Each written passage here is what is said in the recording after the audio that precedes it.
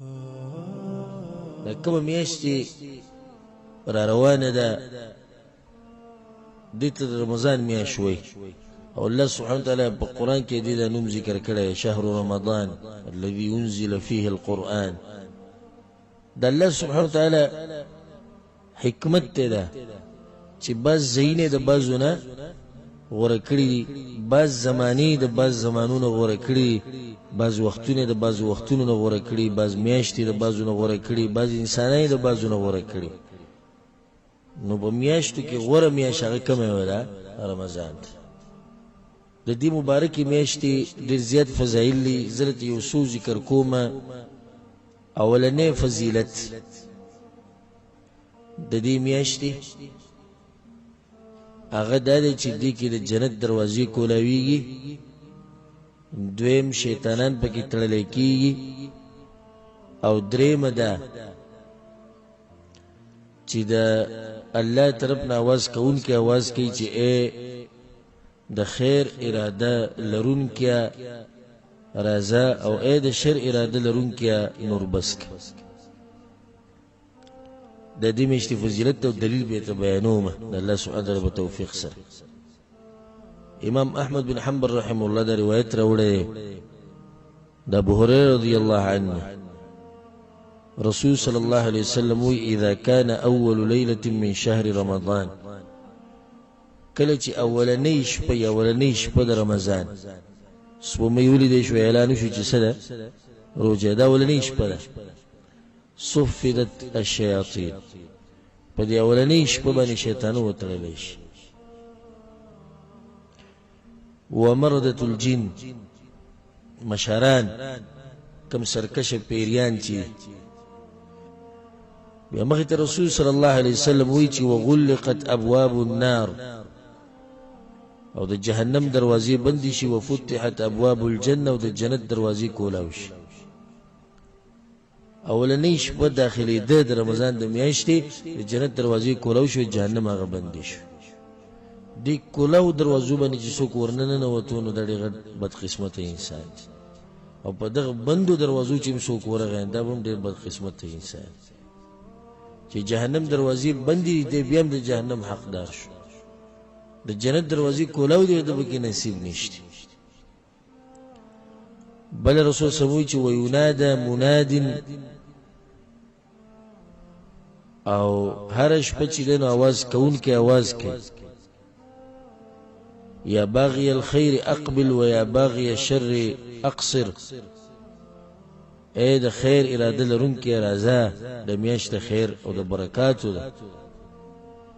رمضان میاشت دا د برکتونو، د رحمتونو، د خیرونو او د ثوابونو او د الله د رضا د ګټلو میاشت.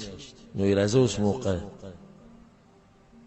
او دا وی چې اې د شر اراده لرونکی نور بس که د میاشت د دې نه ده چې په دې میاشت کې نه کله به غلا کېږي. نو به څومره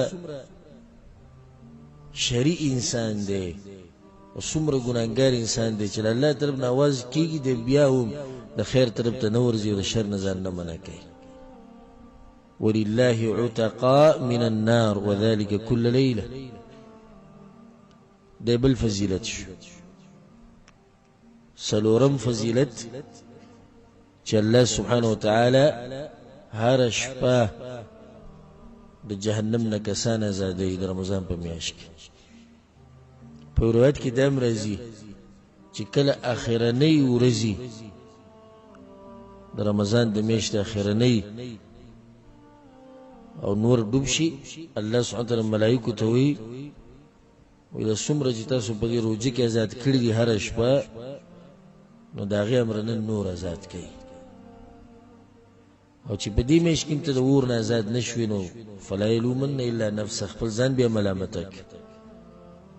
یعنې د قیامت پر ورځ به الله له ته څه جواب ورکوي؟ ما ته ده ووایه زه چې تا ته ده ووایي چې د جنت دروازې کولاو وي، د جهنم هغه بندې وي، شیطانان مې تړلي وو، आवाज کوونکي आवाज کوو، هر شپه مې کسان آزادول، بیا به کې ستا قسمت نه و. الله خو حجت قائم کړي، موقع را کړي، لارې مسانه کړي، دا کار راته مسان کړي.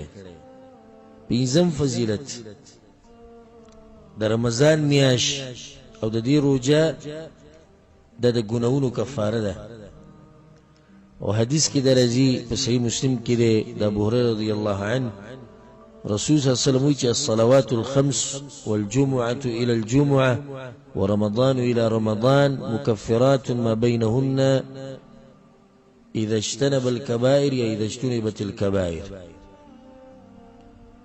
چې پنځه منځونه او د جمعې نه د جمعې پورې او د رمضان د میاشت نه د رمضان د میاشت پورې دا اعمال ګناهونه ریږي چې کله ته ځان د غټو ګناهونو وساتي واړه ګناهونه ختمه لکه د رمضان میاشت تیر شوي کال ته روجي ونیوي دې کال له بیا دې روجي ونیوي په دې منځ کې چې دا 11 میاشتې دي د دې د واړه ګناهونه ته الله دې رجوع در سبب رمضان میاشت د فضیلت شپږم فضیلت او غټ فضیلت په دې میاشت کې قرآن نازل شوی دا فضیلت نه بل وخت سره شته نه بل میاشت سره شته هغه میاشت چې رڼا راغلی د اسمانونو نه دې ځمکې ته او هغه میاشت چې وحی د رب العالمین راغلی دی ځمکې ته هغه په دې میاشت کې ذكر الله سوي شهر رمضان الذي أنزل فيه القرآن رمضان مياش الله يبديك نازل شوي القرآن وده يو فضيلت كافي ده كنه كافي ده يوم پورا ده نديت ويلكي شهر القرآن او ده روجو قرآن ده يو بلسل تلالي شوي فايده ده ساتي رمضان مع القرآن القرآن مع رمضان رمضان میاش په تیرې د قرآن سره او قرآن کې بلګي د رمضان په میاش کې ځکه به علماء کرام او دین مشرانو غړ محدثین غړ علما هغه به ټول درسونه بند کړو پروژه کې صرف په قرآن درس یا قرآن تلاوت یا تفسیر یا هغه کې بلګي چا به تاسو کولی وي ځکه د شهر القرآن د دې کې صرف قرآن کې لري بس تلاوت کوا ترجمه زده کوا تفسیر زده کوا یا خلکو ته خایا یا دوا خو چې قرآن سره د رابطه وم فضیلت چې دې میاشت کې الله سبحانه وتعالی دعاګانې قبلې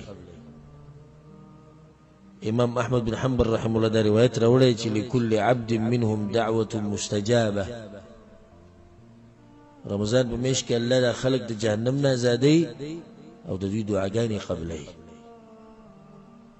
نو دا د دعاګانو میاشت اتم فضیلت په دې کې یو شپه ده چې هغې ته لیلة القدر ویلی کېږي او هغه د زرو شپو نه غوره ده دا نه چې زرو شپو په شان د زرو شپو نه غوره ده لیلة القدر خیر من 1000 شهر په دغه شپه کې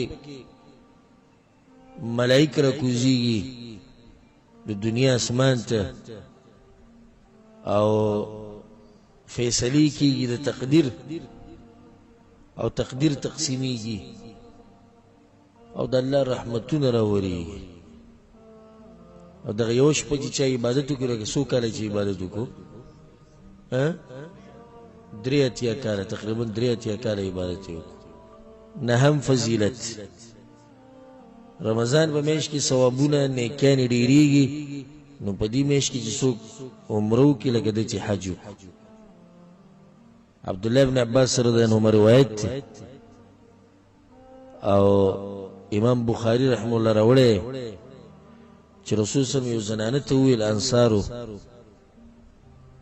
ما منعکی ته څه شي منع کړی زموږ سره به د حج کړی وی که نه هغې ورته خپل عذر بیان کړو د سورلۍ نو رسول صلی الله علیه وسلم صحیح ده فاذا كان رمضان رمضان د میاشت چې راشي اعتمري فيه نو په هغې کې عمره وکړه فإن عمرة فيه تعدل حجه نو په دغه کې عمره دي سیده لکه حج کول او په روایت کې راځي چې حجة معي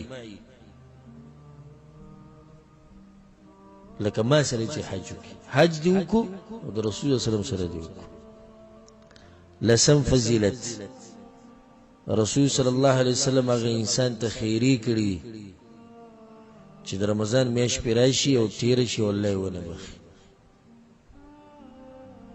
نو کعب بن عجر رضی الله عنه روایت ته امام حاکم رحم الله راوړی چې رسول صلی الله علیه وسلم د ملګرو ته د منبر راوړی، هغه منبر راوړو. فلما ارتقى درجة قال آمين، فلما ارتقى الدرجة الثانية قال آمين، فلما ارتقى الدرجة الثالثة قال آمين. اولنی پوڑی بنو خطو آمین، دویم بنی آمین، دریم بنی آمین. صحابة کرامو تو یا رسول الله لقد سمعنا منك اليوم شيئا ما كنا نسمع. نن سموږ ناشنا خبره وره مخکې ته دې نه کړی. وی جبريل راغلو، جبريل عليه السلام راغلو او ما تدوي چې بعد من ادرك رمضان فلم يغفر له. د الله د رحمتونو دی لري شي هغه کس چې کم کس رمضان میاشو مومي والله پکې ونه بخي. وی موتی چې آمین. نو ګوره خیری څوک کوي؟ جبرئیل السلام آمین به څوک وایي؟ رسول صلی الله علیه وسلم دې په قبلېدو کې به شکی نشته پکې شک. یو لسم فضیلت رمضان د میاشتې صدقه د غوره صدقه ده. امام ترمذی دا روایت راوړی افضل الصدقه صدقه رمضان. دولسم فضیلت چې الله سبحانه وتعالی په دې میاشت کې د اسلام د عظیم رکن په موږ لازم کړی. د دې میاشتې فضیلت شو. رمضان خو میاشت ده کنه، په دې میاشت کې موږ څه کوو؟ روجی نیسو. نو روجه الله په دې میاشت کې به موږ لازم کړه. د دلیل دی د دې میاشتې په فضیلت باندې. ذکر رسول صلی الله علیه وسلم په صحیح بخاری صحیح مسلم کې د حدیث ته من صام رمضان ایمانا واحتسابا غفر له ما تقدم من ذنبه. چا چې روجه ونیوه رمضان د میاشتې الله بوله تیر شوي ګناهونه ټول وبخي. دې کې تاسو ته ناشنا فائدہ بیان کړه. د عرفات د ورځې روجه نیوه، د محرم د میاشتې روجه نیوه،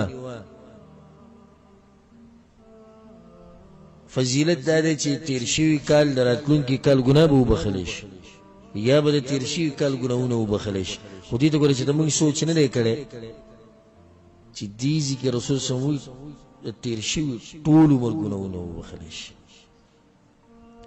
دغه روجې چې راشي موږ ډېر په جذبه کې یو. خیال مې د محرم د میاشت د روجې چې راشي او دغه د عرفات لکه وي دا د 2 کالو ګناه بخي او دا د 1 کال ګناه بخي. دې ځای کې د ټول تیر شوي عمر ګناهونه ته بخي. د دې فضیلت د هغې نه زیات. 14 فضیلت په دې میاشت کې د شپې لمونځ کول د هغې خاص فضیلت. من قام رمضان ایمانا واحتسابا غفر له ما تقدم من ذنبه. چا چې د رمضان په میاشت کې د شپې لمونځ وکړو، رمضان میاشت یاده کړې ده، الله به له تېر شوي ګناهونه وبخي.